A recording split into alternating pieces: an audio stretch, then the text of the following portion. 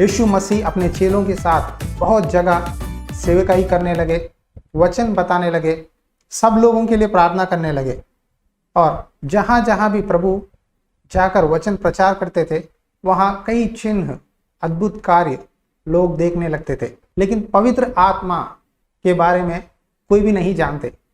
इसीलिए यीशु मसीह ने अपने चेलों के साथ पवित्र आत्मा के बारे में बताया। पवित्र आत्मा के लिए बोले कि पवित्र आत्मा खास करके कौन है। यीशु मसीह ने कहा, तुम मुझसे प्यार करोगे और मेरी आज्ञाओं को मानोगे तो मैं मेरी पवित्र आत्मा को तुम पर भेजूंगा। वो सत्य का आत्मा है। कौन है? पवित्र आत्मा कौन है? सत्य का आत्मा है।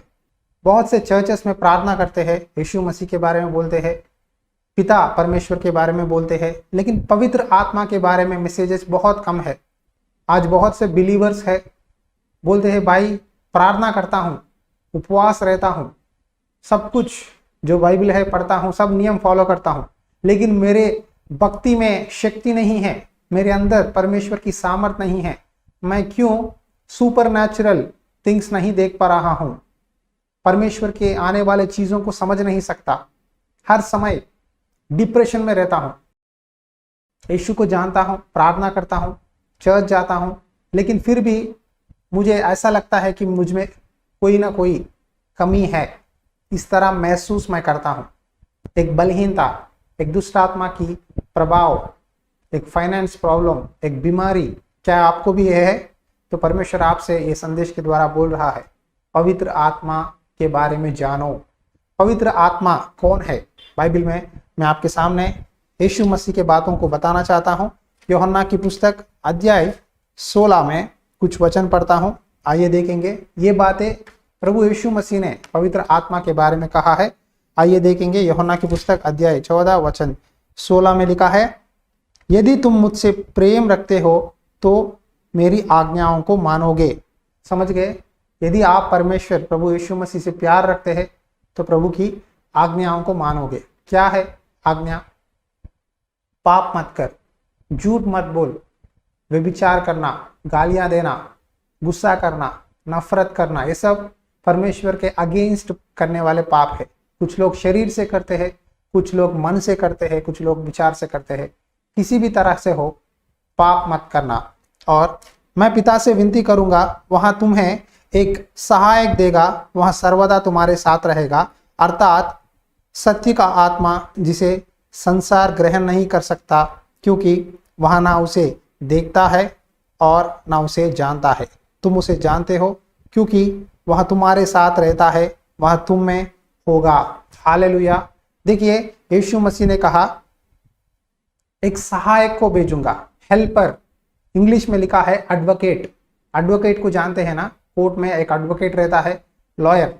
आपके और जब आप किसी कोर्ट केस को जाते हैं तो एडवोकेट कहेगा मेरा क्लाइंट ऐसा है, ऐसा नहीं है, या अच्छा है, आपके बात करेगा जज के सामने। पवित्र आत्मा भी आपके पक्ष में परमेश्वर के साथ बोलेगा कि ये इसे माफ कर, इसे और एक मौका दे, ये अच्छा है, आपके लिए भलाई हो बुराई हो सब कुछ पवित्र आत्मा आपको बचाने के लिए कोशिश करता है, आपको हेल्प करता है, सहायक है, मदद करता है। जब आप अचानक से स्मार्टफोन खोले हैं, देख रहे हैं वीडियो, किसी ना किसी एक पोर्नोग्राफी वीडियो आपके आंखों के सामने आ गया, तब पवित्र आत्मा आपको बोलेगा तू ये वीडियो मत देख, इसे निकाल दे, रोक दे, रोक दे, रोक दे। बार बार पवित्र आत्मा आपके दिल के अंदर आकर बोलेगा। और एडवोकेट आपको मदद करेगा। और सत्य का आत्मा है। बहुत लोग बपतिस्मा लेने के बाद टेस्टिमोनी देते हैं। क्या बोलते हैं? एक समय में मैं पापी था, व्यभिचार था, शराबी था, नशा करता था, लेकिन अब परमेश्वर ने मुझे उस नशे से, शराब से छुड़ाया है। इस तरह अपने पापों को कबूल करते हैं। अपने पापों को कबूल करने के लिए आपको पवित्र आत्मा चाहिए। पवित्र आत्मा जब आपके अंदर आएगा, जब यीशु मसीह को स्वीकार करेंगे, परमेश्वर की दर्शन आप पाएंगे, तब पवित्र आत्मा आपके पापों के बारे में याद करेगा और आप प्रभु से माफी मांगोगे तो आप बपतिस्मा लेते हैं, चर्च में जाते हैं। ये एक बात है। अगली बात है, पवित्र आत्मा आपके साथ रहेगा, वहां तुम्हारे साथ रहेगा और वहां तुम में होगा। देखो पुराना नियम में पवित्र आत्मा जब समसोन पर आता था तो समसोन बहुत शक्तिशाली बन जाता था, बनकर बहुत लोगों को मारता था, हत्या करता था। उसी तरह जब पवित्र आत्मा दाऊद पर आया, राजा डेविड पर आया, तब डेविड गीत गाता था, भजन संहिता लिखा, परमेश्वर की स्तुति करता था। पुराना नियम में पवित्र आत्मा आप अलग अलग जगहों में देखते हैं फिर चले जाता है, लेकिन यीशु मसीह ने कहा, नया नियम में चेलों से कहा, यदि मैं न जाऊं तो सत्य स्वरूपी आत्मा, सत्य का आत्मा, हेल्पर, सहायक नहीं आएगा। कौन है सहायक? पवित्र आत्मा। अब हमारे साथ कौन है इस संसार में? पवित्र आत्मा। जी हाँ, पवित्र आत्मा हमको मदद करेगा एक विश्वासी कैसा जीना है, कैसे बात करना है, सब कुछ चेतावनी देगा आपको, ये सही नहीं है संतोष, ये सही नहीं है, ऐसा मत कर।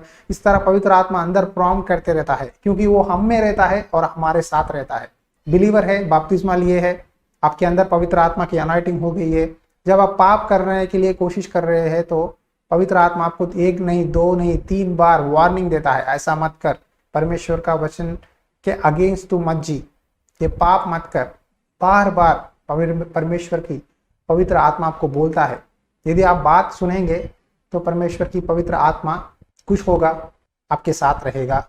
यदि आप बात नहीं सुने, पवित्र आत्मा साइलेंट हो जाता है।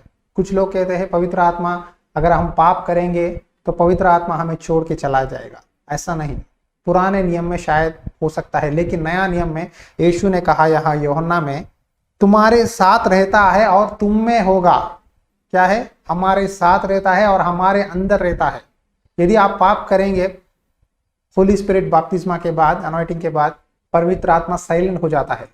पौलुस ने एक पत्री में कहा, तू पवित्र आत्मा को दुख मौत पहुंचा, आत्मा को मत बुझा।